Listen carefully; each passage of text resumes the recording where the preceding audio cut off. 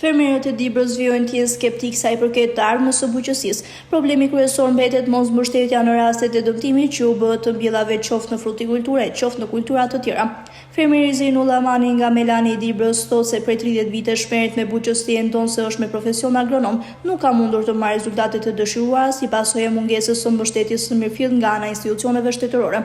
Mani shton se vitin e kaluar i gjithë prodhimi i qershisë në Dibër u dëmtua si pasojë e motit të ftohtë gjatë muajit prill. Për këtë, thot ai, askush nuk u do shpërblyej apo nuk u mbështet financiarisht nga shteti. Fermeri Zeinul Amani thotë se vetë ai ka marrë vetëm mbështetje me nak për punimin e parcelës së kultivuar me qershi e asgjë tjetër. Rreth 30 delim. Ba blegtori, 2 lop ras që prodhojnë qumësht, dhe me punë tjera me pemtari. Pemtari kam më shumë, qershi, dëmtu edhe nuk morëm fare prodhim.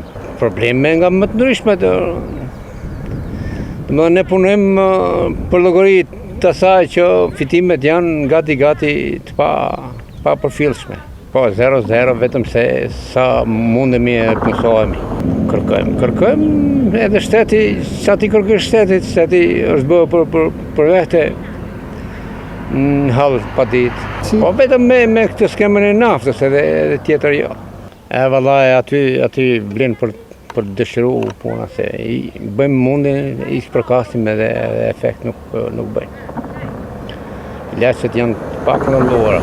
Po fara bujqësi vit pas viti, disa vite dalin mirë, disa vite zhgënjehemi. Edhe ato nuk kemi siguri. Fermeri Zeinul Amani thotë se do të vijojë të merret me buqësi, edhe pse shpresa për të qenë aty ku duhet është venitur.